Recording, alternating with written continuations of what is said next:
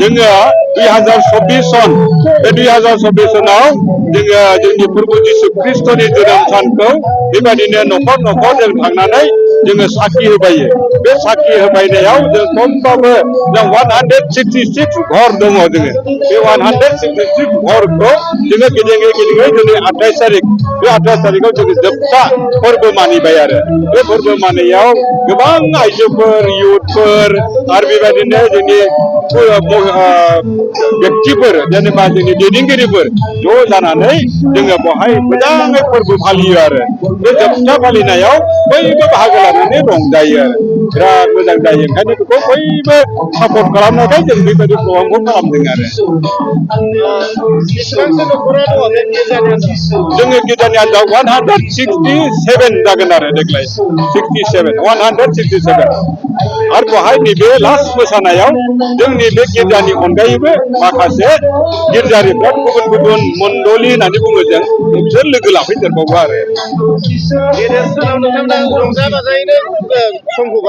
जोङो एकदम बेखौ रंजा बाजायै बारो न'खर न'खर बयबो बायदिसिना जानाय लोंनायखौ होनानै आलासि थांब्लानो जाहो लोंहो जोङो गोजोननाय बा रंजाहोयो आरो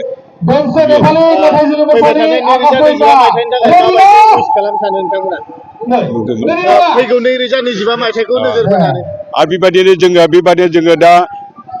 बेखौ मिजिंथिदों जोंनि बासायगिरि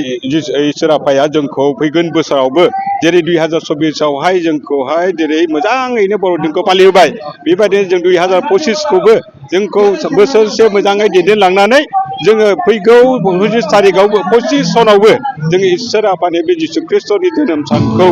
मोजांथारै फालिनो हागोन होननानै जों मिजिंथियो आरो दिनै 25 तारिखनिफ्राय लानानै दिनै 28 तारिखनि बे मोनाबिलियाव जोङो जोबथा बर'दिननि नामाव रंजास्रादों।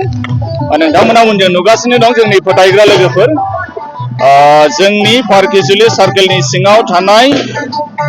सानजा पार्किजुलि मण्डलिनि जोङो गासै 180 न'खर आरो बे 180 न'खराव गासै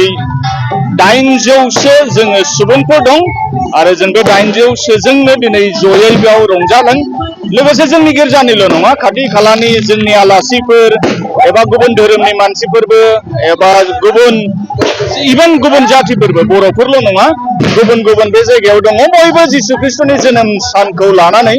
रंजादों। जोङो रंजायो मानोना जिसु ख्रिस्टआ बे बुहुमाव 2000सोनि सिगां फैदोंब्लाबो बिनि बुंनाया बिनि फोरोंनाय बोसोनफोरा दिनैसिम जोंनि थाखाय रिलेभेन्ट आरो जों बिनि बोसोनफोरखौ मानियो आरो बियो गासै बुहुमनि सुबुंफोरखौ अननानैनो बे बुहुमाव जोनोम जाबाय बेनिखायनो जों रंजायो। बेसेबांसो न'खर दं जोंनि पार्किजुलि सार्केलाव गासै जोङो ओरैनो पपुलेसनाव 2000सोनि बारा दङ आरो न'खरफोरखौ एक्जेक्ट बुंनो हाला 2000सोनि बारा दङ। नोंगौ जोबथा मानोना जों इसोरनि अननायजों थांनाय सानब्रैखौ मोजां दिनफोर मोननानै रंजाबोनो मोनबाय।